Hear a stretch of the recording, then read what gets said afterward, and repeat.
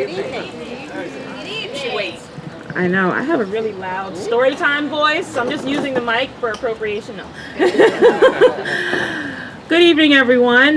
Welcome to South Orange Public Library. I just want to thank Words Bookstore for collaborating with us this evening. So thank you very much. We're all happy to see you on this beautiful evening.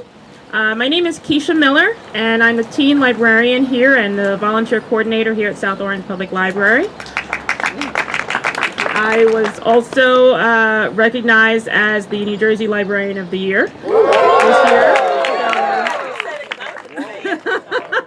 So it is a special treat for me to be interviewing this longtime library supporter and longtime resident. I have known her for as long as I've worked here, her and her family. So before I introduce her, we're all here this evening to talk about a collection of short stories, particularly one by Marietta Zacker. And it's in the book called Allies, Real Talk About Showing Up, Screwing Up, and Trying Again. But before we begin on the topic itself, I do want to pay attention to Hispanic Heritage Month. It's a national month celebrating the Hispanic heritage.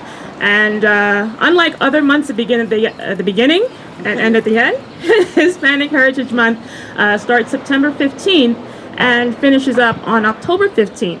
But that is unique to Hispanic heritage in that it started with the day. Particularly speaking as it relates to September 15th, it's significant because it's the anniversary of many Latin countries and their celebration of independence. And so back in the 60s, specifically 1968, it was Hispanic Heritage Week under President Lyndon Johnson, and it was expanded by President Reagan in 1988 to a 30-day period, recognizing it from September 15th, ending on October 15th. So this program is very special in that we're able to celebrate Hispanic Heritage Month with Words Bookstore at the South Orange Library and with our lovely author, Marietta Zacker. So many of you probably know her, but those of you who will see this and join us later online, you can certainly watch this. You can find out more events that we have happening at the library, either by picking up a calendar when you come in, because we are open. The library is open. We're open 7 days a week, and you can find more information about the library on our website at www.sopl.org. Those of you joining us this evening, you're welcome to pick up a calendar on your way to the book signing and where you can purchase a copy of Allies. All right? So, I've said enough. Let me introduce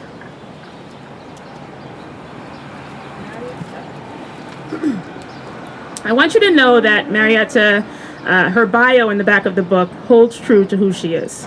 Marietta Zacker is known for connecting with others and helping them find their voices as a key part of her everyday life. That is very true. And hailing from Puerto Rico, her journey as a literary agent, well, not even her journey, but as a literary agent, she champions the work of authors and illustrators, helping these artists communicate those stories. And that all began, as you will have learned if you haven't read the essay already, it started in Puerto Rico with her experience. And so it makes sense that she's a literary agent to this day. Marietta fights for words daily, words that are eluded with her and when she moved from Puerto Rico here to the U.S. So she's a longtime resident. She is a mother of 3 beautiful girls, and I am so honored to welcome Marietta Zacker. And we're going to keep this really informal. So, you want to do a reading? Sure, let's start with that. We can start with the reading, and then we can have a couple questions. And certainly, if anybody has a question, just kind of raise your hand, and I'd ask that you use the microphone so that Marietta can answer that question for you, all right? So, Allies, real talk about showing up, screwing up, and trying again. Marietta Zacker. Thank you.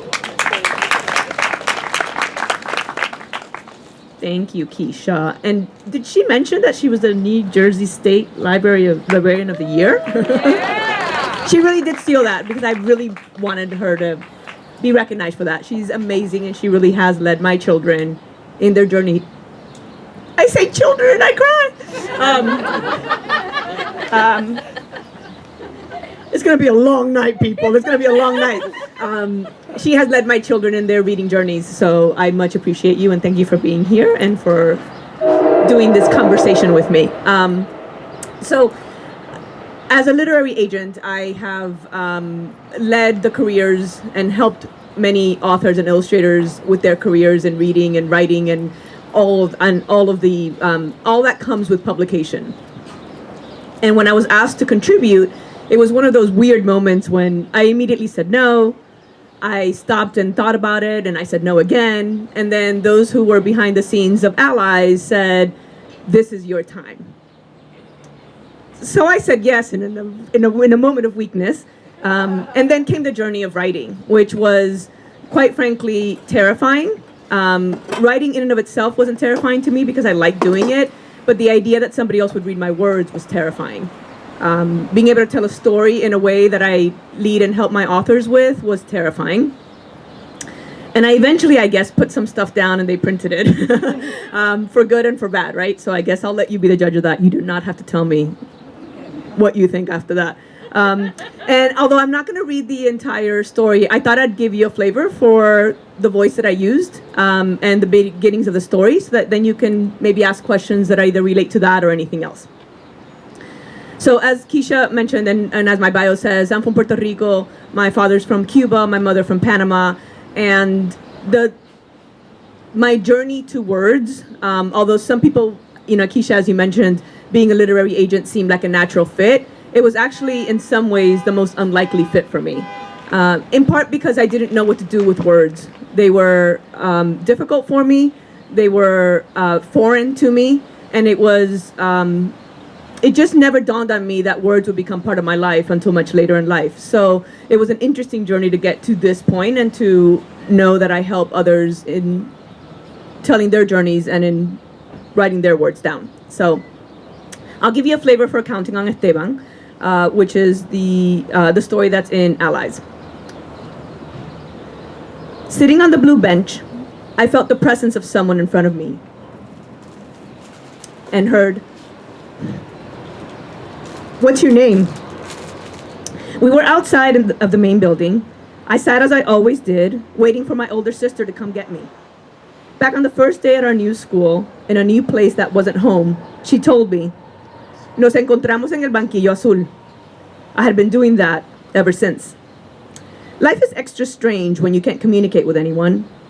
I sat on that blue bench and counted the pebbles underneath my feet as I moved them around, izquierda a derecha, left to right. The trail I made was still there from the day before, and the day before that. I was the only one who ever sat there, it seemed. The path got deeper and more defined each day, and it reminded me of the well-worn path underneath the swing where I played with my friends in Puerto Rico. Except now, it was just my lone foot making that indentation in the dirt. The memories kept me counting. "What's your name?" I heard them ask again, louder this time. For the first time, I knew what they were asking. Maybe someone had asked me that before. It's hard to know when it's clear that people are speaking, yet you come up empty when those words reach your ears. I longed to hear the sounds I was accustomed to, en español. Sounds that were as comfortable and familiar to me as the feeling of sand between my toes. Instead, I saw mouths form in all sorts of shapes, then noises followed, but nothing intelligible. It had taken me days, maybe weeks, to figure out what I now understood to be "Cómo te llamas" in English. Hearing this was like the sun rising to welcome me to the day. Except I wasn't at home, on the island. Still, this was my opportunity to tell them that they should call me Marietta. It felt like an eternity, but regardless, I knew what it meant this time. Finally. So that's the beginning of my story. I know those of you who know me know that I'm an extremely emotional person. But even as I read this now and I get choked up, I kid you not, I feel like I'm back on that blue bench. And it's, aside from it being terrifying to write words down that other people read, I have to tell you that it's been, as happy as I am in my life, it's been a terrifying experience to be in a place that for a very long time didn't feel like home. And it's a really weird thing. And when we put together this book about allies, and as we all the contributors, by the way, they are all wonderful stories, so I hope you read them all. But as we talked about what it takes to do something that seems atypical or out of the ordinary or different from what you are being told is the right thing, it was interesting to hear how much fear there is in so many people in trying to just exist and live in this world. So it was a really interesting exercise to sit down and try to come up with, how do I bring this to young adults? This book officially is for young adults. That's what it was marketed as. But I love the fact that we are all talking about it, whether it's young adults or younger kids, whether it's older, younger, it really doesn't matter. It's been interesting to hear people respond to people going through these issues, these journeys, these moments in time that really define who they are and make them see the world differently than what they're being told. So it's been a really, really great exercise. I'm glad that I was forced to do it, and I really feel like I was forced to do it in some ways. But it really helped me remember those moments and it helped me remember what it was like to just be me. I think I know I have lived my life having to deal with all sorts of things like we all do, and just doing this exercise of writing down this really important moment in my life that really nobody had heard of. Even when Doug read the story, he said, "You never told me that story." And it was one of those things that kind of get repressed in your brain, although it's always in the forefront. It's not something that I talk about all the time because it really has been such a weird journey to have this language barrier and have to overcome it, and then get to the point where I'm dealing with words all the time. And it becomes my life to do the work of telling people stories. So I'm rambling now. But my point is that that it really has been a really great journey for me. And I'm really glad that they forced me to do this. And aside from my personal experiences of having gone through this and living my life the way I have to live it, it was great to be alongside these contributors who all tell different stories from their childhood, from their, from all parts of their life, to really talk about allyship and what that means and how it affects your life. So with that, I'll turn it back over to you so you can start asking questions and we can chat about all things. Thank you. And that's it, the program's done. Okay, so thank you, Marietta. Some words, as we're talking about words, some words that stood out to me in your introduction or elaboration of your story were familiarity, home, and allies, of course.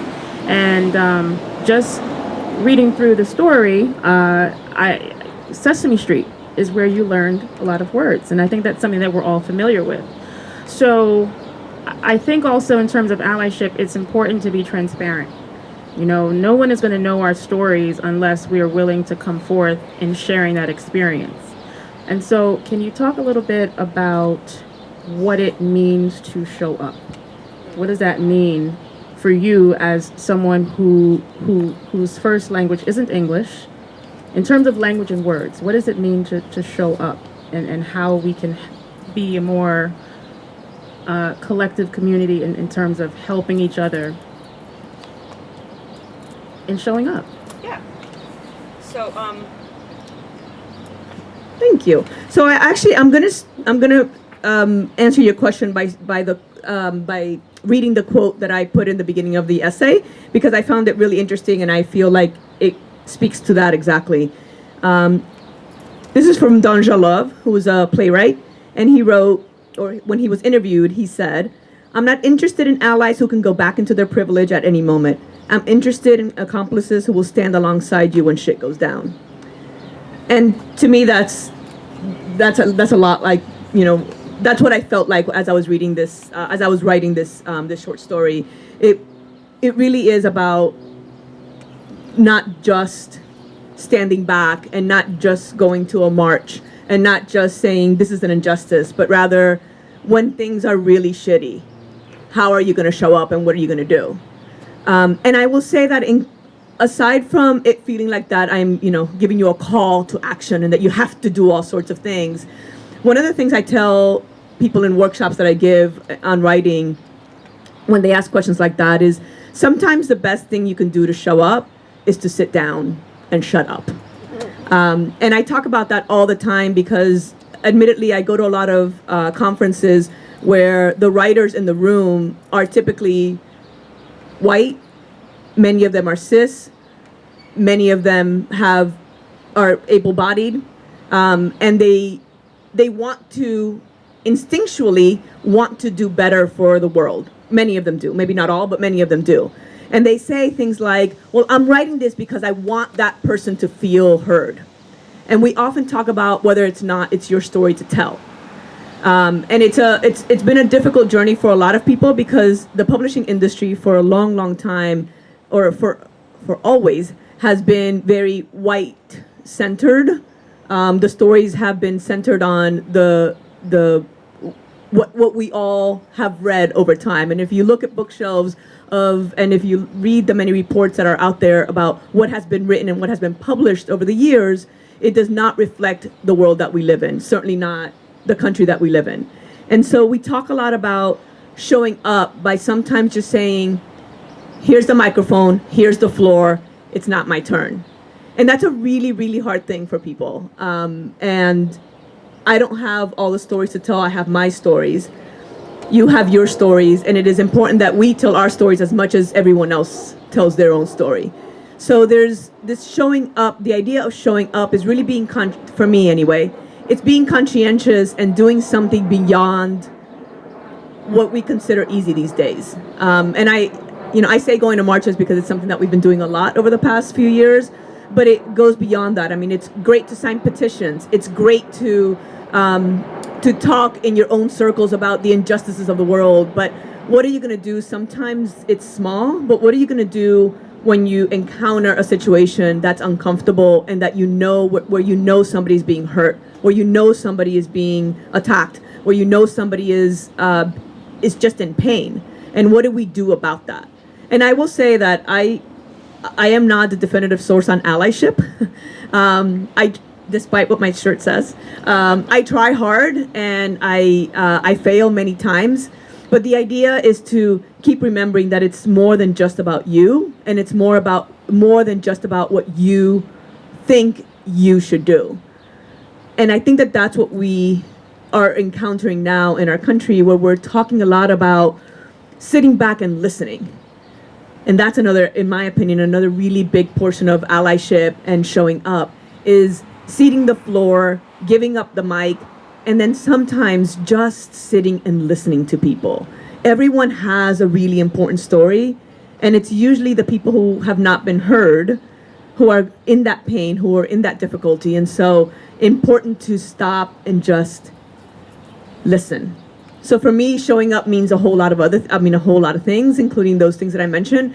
And I would, challenge us all to stop and think for a moment, not just jump in and say, I've got the answer, but rather, what can I do while I listen? What can I do that might help this person that doesn't have to center my own thoughts and feelings?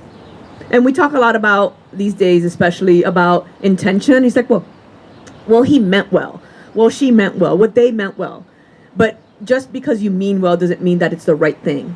So stopping and thinking about where can I sometimes even just back off and let the other person just have that floor and that voice, how important that is. And if you read my essay, I think there's an example of somebody who shut up for me and who was there for me at a time when I didn't even know I needed it, or I certainly would need somebody there and thought that I might need somebody there, but never imagined that a peer could show up and do what he did for me. Yeah. I think to sum up what Marietta just said, in case you missed any of that, that's performative allyship. We actually need people, just like you said, to stand up for the cause, to be willing to fight, to be willing to stand up for whomever it is, and not just be behind the scenes or behind the screen, if you may. In that context, I think, and you know, we can have a conversation about this, but as a teen librarian, I think teens are the strongest advocates. They are the ones who are teaching us how to be allies. You know, it comes natural to them. Like, oh, okay, my friend is gay, or my friend is trans, or my friend it doesn't want to identify as this ethnicity or another. Okay, I'll be an ally, I'll support you. It comes very natural to them. We, as adults, can learn so much from teens. You know, we look back on the generation before us and decades before us, and we're like, oh my gosh, I can't believe fill in the blank happened, and how did the people get through whatever it was? You know, what did they do? So I think teens are the strongest advocates that we have, and we can certainly learn from them. What I would like to see with all of these stories at some point in the future is to certainly invite you back, but have this conversation with teens. I am a huge advocate in the conversation and dialogue between adults and teens, just to see what their viewpoints are, what everybody's viewpoints are. So I'll ask some more questions, but I also want to give the audience some time to ask a question or two, whether or not you've read the essay, but just in your time with us this evening, does anybody have a question that they'd like to ask? Yes, okay. If you can... He's loud. He doesn't need them. You have a story time voice? Oh, we gotta match off here on who has the biggest story time voice. Go ahead. Okay, so you said that when you wrote the story that, or when Doug read it, he hadn't heard it before, but that it's been there in the recesses of your brain. I'm kind of, and I'm sorry, this is sort of shifting from the allyship question to the author question, but curious whether when this came up and you were forced to do it, you knew exactly what story it was going to be, or there were others you considered, or how you went about that process. So in case you didn't hear this, he's asking specifically about the story and whether or not this story came to me right away when I was asked to write that. Is that a good summation? And if you had others. And if I had others in mind. Interesting that you asked that because somebody sent this to me today, and I don't know who sent it to me, but it was a gift, but without a gift card. But I gotta tell you how often Count Dracula is in my mind. It's all the time. As a matter of fact, I'll start by answering your question. This story came to me right away. This was it for me. And it wasn't really in the recesses of my mind. It's just not a story that I had ever shared with anyone. But I'm always thinking about it. As a matter of fact, and this I in part talk about in the story, when I count, I am literally, when I'm counting, which is often, whenever I see numbers, I'm thinking of Esteban, which is the weirdest thing to think about, but it's truly always there. And when I say especially the number 3, for me the number 3 is, I just get brought back to that moment. It's the weirdest thing for me, because that means it's pretty constant. But there's never a time that I say the number 3 that I don't think of that moment.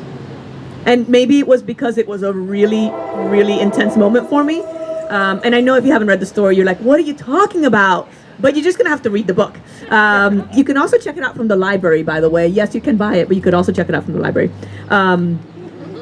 Anyway, but so the story was always, it came to me right away. I knew which story it was going to be.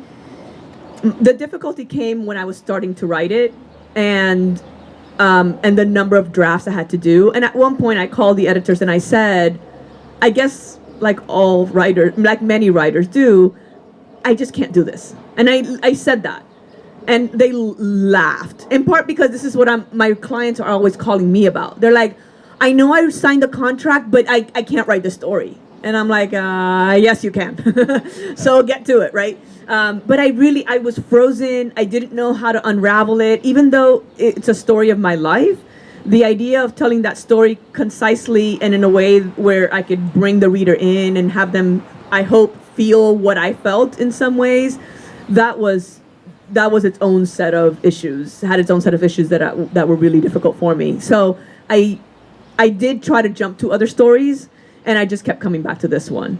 So although I did start drafts of a whole bunch of other ones, I just got pulled back to this one because to me, it was the first time in my life, in my young life at this point, I was in elementary school, it was the first time in my young life that I saw someone, I felt somebody 100% have my back outside of my family, who, you know, they're allies in a different kind of way.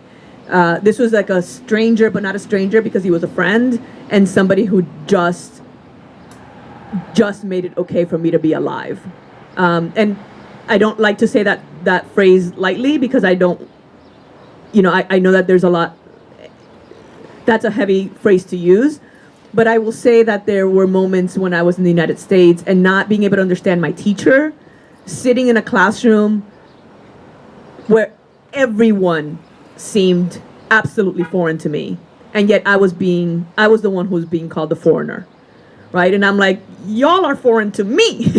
I didn't say that because I didn't speak the language, nor did I understand what they were saying, but this idea that the idea that I think happens, I'll say in this country because it's the country that I live in now, I'm sure that it happens elsewhere, but I'll just speak about this country. The idea that those who are here are doing the right thing and are doing the normal thing and are doing the typical thing and are not the foreigners is really strange to those of us who are not from this country all the time. So whenever I hear foreign, I'm like, foreign to who? I always ask that now. And when I hear people saying that, I'm like, is it foreign really? Or is it just different from you? And are you the person who is centering the experience of the world around you, right? And I know that that's a lot, but it's also not, right? You know, you talk about the teens, and you know, I talk to my girls who are all teenagers, although one is about not to be because she's going to be 20. But I talk to my teens, and to them, it's such an easy concept. Like you talk to them about it, they're like, of course, like, yeah. Why is it all about me? And I think you're right, Keisha, that it's as we get older that we become more settled in what's comfortable.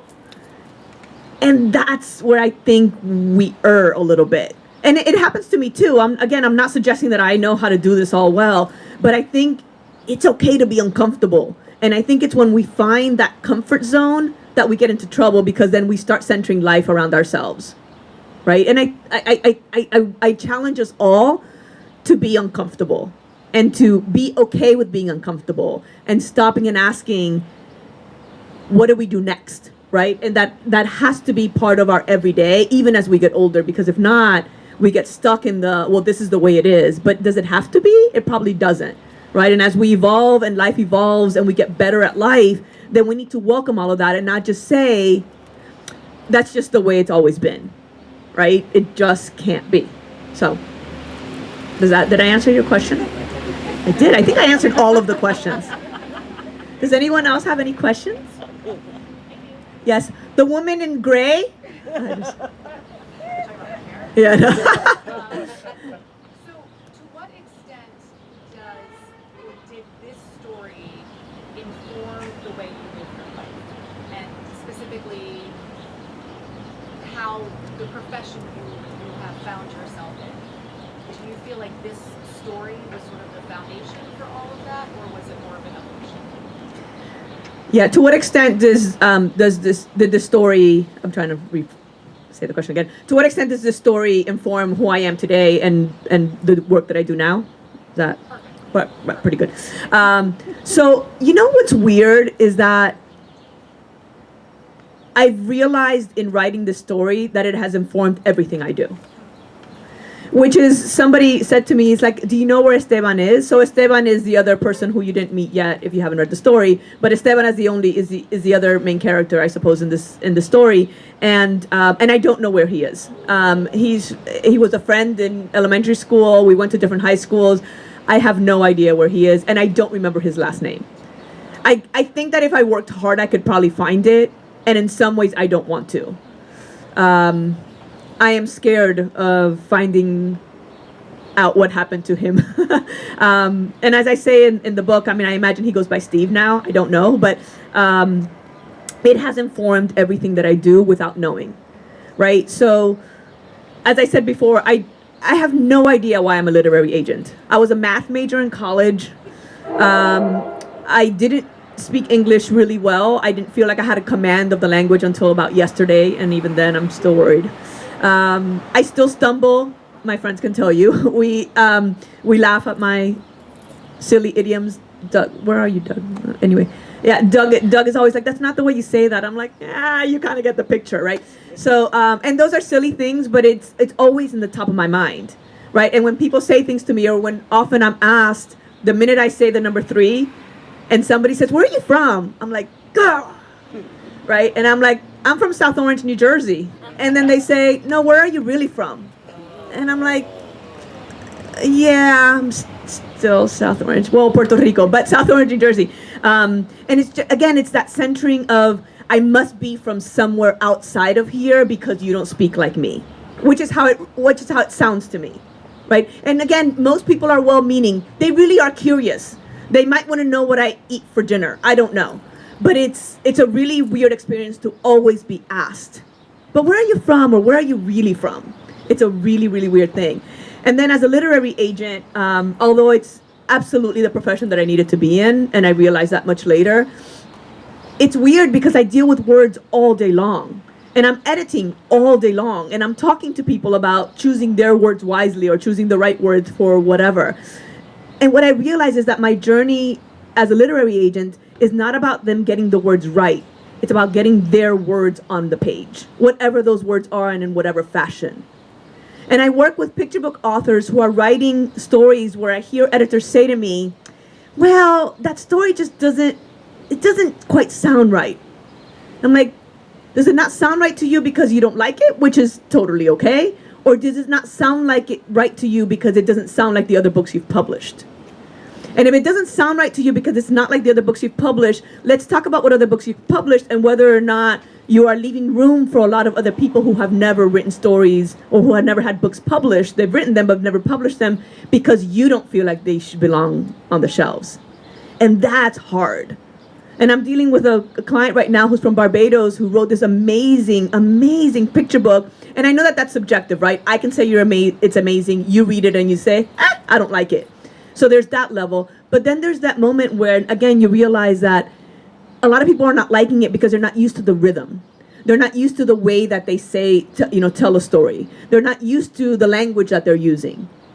And, one of the things that we're talking about all the time in publishing is whether or not to italicize words that are not in English. So in my story, there are words that are not in English, as you heard me speak, perhaps. And I fought for them to not be italicized. Like, why don't you italicize all the English ones and leave the other ones fine? That's what's typical to me, right? And of course, as a writer, I have to make sure that you still understand the words. And if you're reading in English, I understand that. But it's all about figuring out where you are centering, where you are putting your experiences into this particular thing, in this case publishing, and whether or not you're leaving room for others. And so in my job every day, the majority of our clients in our agency, and I work with 4 other agents and somebody else who does our international rights, we talk a lot about our clients and making sure that the editors and the publishing houses who are well-meaning and who want to publish great books, whether or not they are presenting things to their teams in a way that centers those stories and not their experiences attached to those stories. That was a long-winded answer, but I hope I answered most of the question. Anybody else? Yeah, Susan. As someone who does exactly what you do, one of the things that I've been dealing with a lot the last 2 years is admittedly having nearly a lot of them want to write stories about people who are not like them.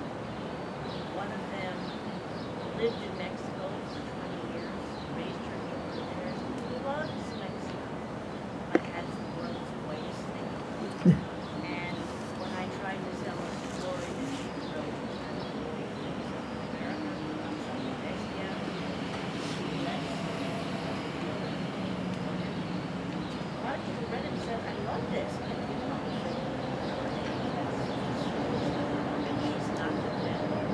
Right. And I heard it, I heard it, found it out, and said I love it, and I really see you, and I'm really surprised.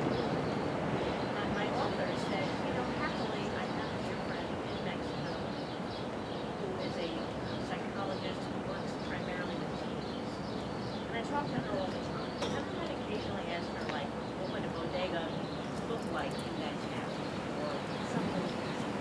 Can you help me with the writing? I can be very careful. They want to put her name on it. So my author's name is First. First, and they had that all over the contract. She has a wonderful voice. They were up for a prize. They wanted to interview them. Okay, fine. But that's just one example. That had a happy ending. I think I know what your question is. You want me to tell you what your question is? Now, my question is, what do I tell well-meaning white Right. people who want to write about their experience? And as a subset of that, I have an author whose daughter is bisexual. She announced to her mother when she was 12, I'm bisexual. Not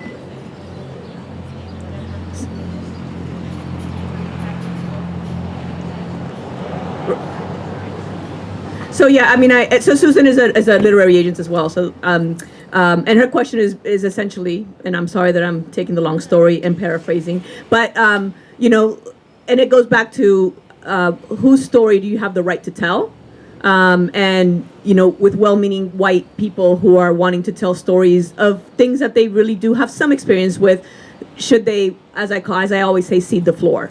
And I have to admit that I'm going to steal this from Linda Sue Park, who's an amazing author and a dear friend, who said in a conference once when somebody asked her that exact question is, nobody's telling you you can't write. Just leave room for others.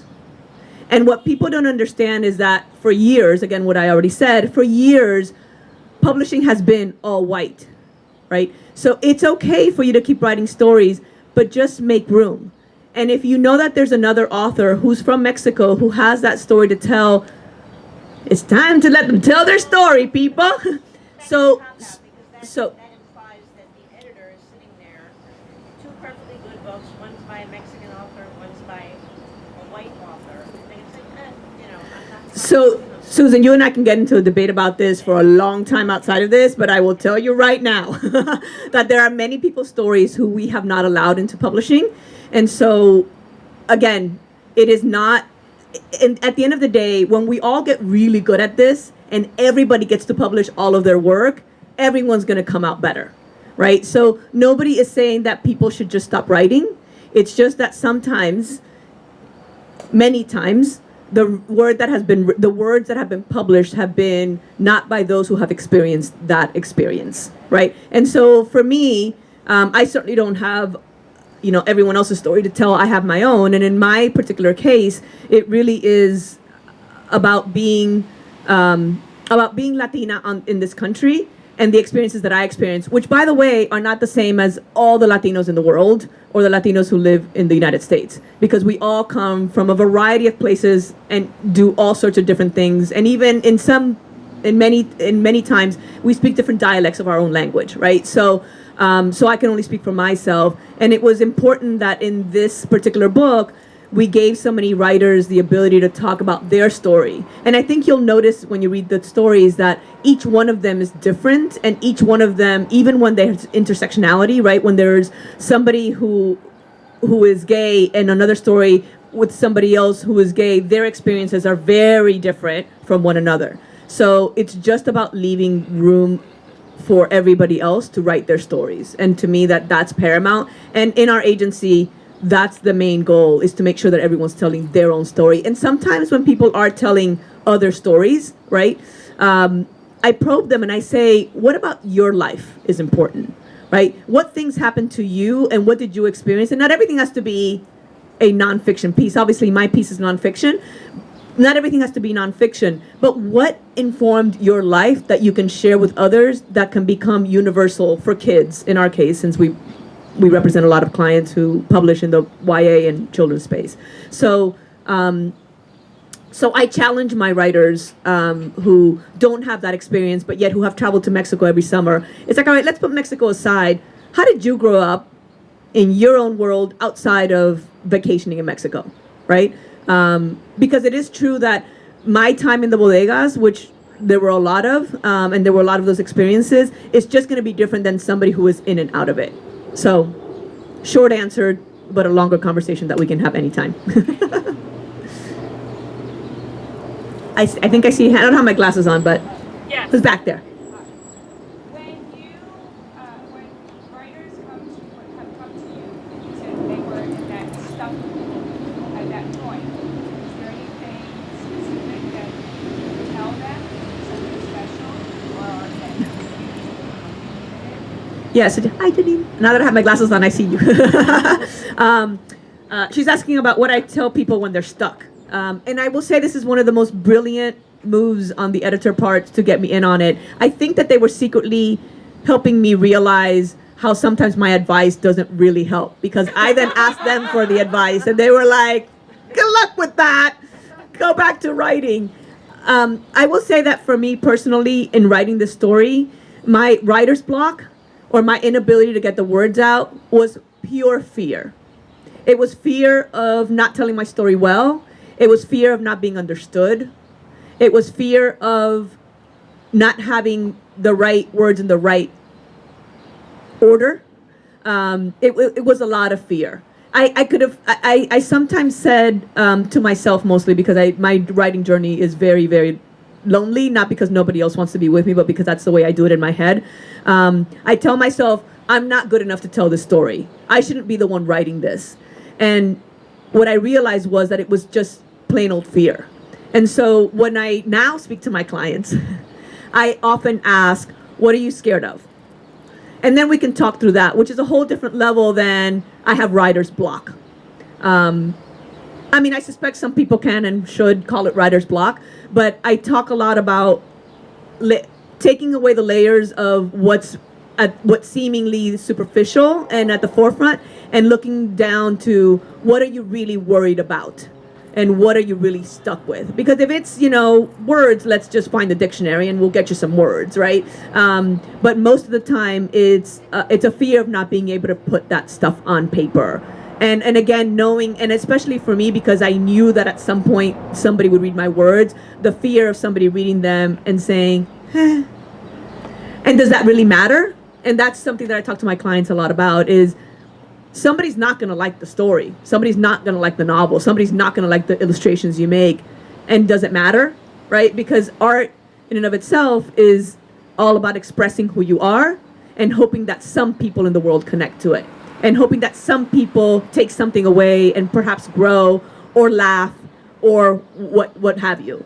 But that's what art is all about, in my opinion. And so put it out there and just let the world see it. And anyone else who doesn't like it, it's all right. There's other stories to read. Yeah, Julia. But then, Marietta, are you saying your fear was not being able to explain yourself in English? Or not being able to, you wanted to be sure that somebody reading it understood where you were coming from, or not having the words to express the feelings? That's a really great question about whether or not it was a fear of me not being able to express myself in my native language, or just not being able to help people capture my feeling. I think it was a combination of both. I find Spanish comes to me much easier still to this day. It depends on what I'm talking about. Certainly when I'm helping my children with calculus, it does not come in Spanish. I never did calculus in Spanish. I don't understand the words in Spanish, whatever that, all of that I did in English. But when it comes to expression and feeling and helping people understand who I am as a human being, it would be way easier for me to do it in Spanish. Because I learned how to have feeling in Spanish, if that makes any sense, right? I didn't know the words in English, and I also don't hear my abuelo speaking to me in something other than Spanish, because that's all he ever spoke to me in. So I don't. It's probably, and my friends my friends and my almost father who has been with me all my life, he knows, right? Like I get very animated and I talk a lot because I fear that people won't understand who I am inside because all those words are in Spanish in my brain. So are you saying you would easily write this story in Spanish? I think this one I could. Yeah, I think some of it I did write in Spanish and then I translated it to English. I have to look back, and I mean, I don't know. I was actually in my office the other day, and I was speaking to a client who's from Mexico. So we were speaking in Spanish, and I got off the phone, and Nancy, my partner, she's like, "What was that all about?" And I said, "What?" She was like, "Amazing! What were you talking about?" And I said, "I don't know. Why didn't you hear me?" And she was like, "You were speaking in Spanish." And I was like, "I was?" And she's like, "Yes." And she was like, "Whoa!" And I don't know. I mean, I was just speaking. It's just what comes to me first. Not all the time, but I'm certainly it's just it's how I know how to emote. It's just so for this particular essay, I think. I don't know. I mean, the answer is really I don't know. But I think it was more because I work in publishing. I think it was more of, in some ways, more a fear of people not getting the story. And less that my words were not in the right. That's what editors are for. So if the words were not in the right order, they would tell me. And I know that I have a command of the English language now, so I don't want to. I get that, but I do fear that I'm not getting out the emotion and all of the things that I learned in Spanish. I still feel in Spanish. I know that's weird. Well, it's weird. I only know it's weird because people tell me it's weird. It's normal to me, but it's. Thank you, Jen, for. Yeah. Makes sense to me. You It's learned, just different. Yeah. but you learned your emotions Right. in Spanish, like I get as a kid. Right. I mean, I really did. So it's that, and so I get very. Anyway, I'll stop. Oh, She's stealing the mic. Stealing the mic. We have books for sale, but we do not have sunlight for sale. So we're going to have to wrap up, but I just want to kind of echo what you were saying in terms of thinking in Spanish while I don't speak Spanish fluently. We have one more question. Yes, hold on one second, Patricia. In terms of, I think dialect also goes with a language. You know, you can often think in that dialect and translate that, onto paper. And all of this in terms of allyship, you really do have to accept the fact of getting comfortable with being uncomfortable. I want Patricia to ask her question, and I have one question for you, and then we can wrap up, and we have books for sale. So yes, Patricia. So Marietta, thank you for this. This is great. Once again, I can see how we're connected. We talk about your immigrant experience. That's like my experience in this country. But I wanted to ask, the book, right? It's talking about allies is so relevant in this moment in time, right? We're talking about it in our communities. We're talking about it in schools, at work. Who's your ally? What does that mean to be an ally? And so it's so relevant. So I have to ask, what's next? Where do you see this book? Is it different from my version where it's in high school? But where's your vision? for this book in particular? Yeah, listen, and the idea that it's scary to talk to our children about this is, as adults, just erase that from your mind. This is not difficult for kids at all. This is easy. We will make it difficult for them by telling them that this is hard. But it's not hard. It's only hard for us because we are older. Because I don't see any super young people here, right? Oh, right? I mean, right? Is this hard? Right? These young ladies who I admit I don't know. Do I know these young ladies? I don't. Okay. So these young ladies who I don't know, I did not pay them to be here either.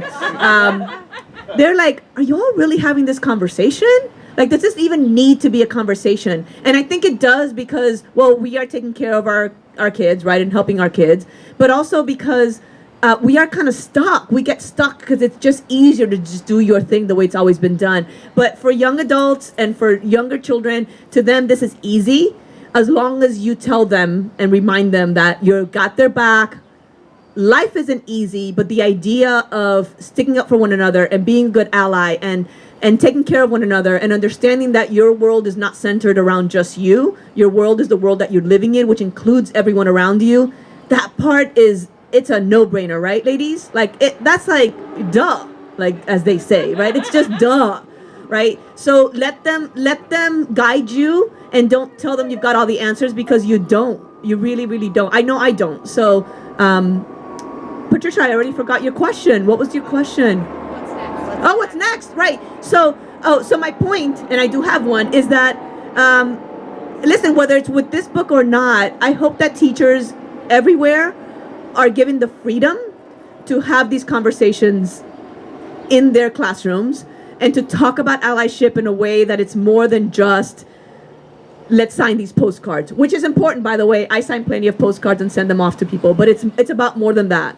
So I'm hoping that there's conversation around that. And I think DK, who's the publisher of this book, that was their goal, is that to get these into classrooms so that people can read stories about, I mean, these are adults who wrote the stories, but they're about their time when they were younger, and just experiencing, again, allyship, so that they can see that it really is easy, even when there are moments that are hard with that. So my hope is that it is used as a springboard to have conversations about allyship, and see what happens next. Yeah. I just want to make one comment. One before you comment. go on. Just a comment. This book, Allies, seems to be an antidote to bullies. It's the only Yeah. thing. I mean, that's what I think young people have to hear more of about their allies. Not Right. About bullies. Right. I think when we center our world, aside from what I already mentioned, if we center our world around the positivity that could be brought to the table, it doesn't mean ignore all of the hurt that people are feeling from said bullies. But when they see that positivity and they see that ability to do something about the world that they are living in, everything changes. So, agree. I because I know most of you except for these young ladies, and a few other people, I want you to know that I could talk about each and every one of you at length. And I thought about doing that, and then if I start, I'm not going to finish, and then I'll cry buckets. But you all know who you are, and I thank you, and I thank you, and I thank you, and I thank you, just for being who you are. It makes a difference in my life.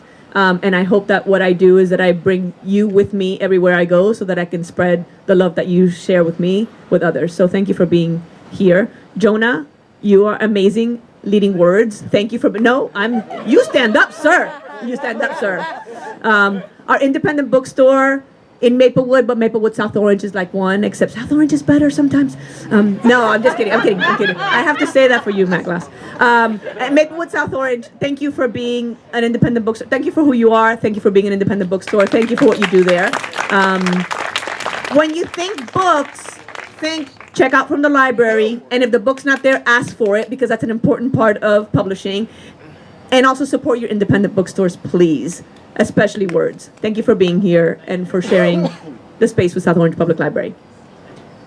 Keisha, thank you. Well, I'm going to leave you all with just planting a seed in your minds, and really for you, Marietta, in terms of what's next, and as we talk about bullying and through the lens of a teenager or just children or youth in general, I think what comes next is short stories by teens. Yeah. A collective. We're working on that. A collective essays by them, so that their peers can read those stories and be able to really resonate with them. So on that note, so that you can learn more about allies, real talk about showing up, screwing up, and trying again, we do have the books for sale. And Marietta, thank you so very much for being here. Jonah, Words Bookstore, thank you so much. And thank you to all the staff at South Orange Public Library that made this evening happen. And thank you all. Have a good night.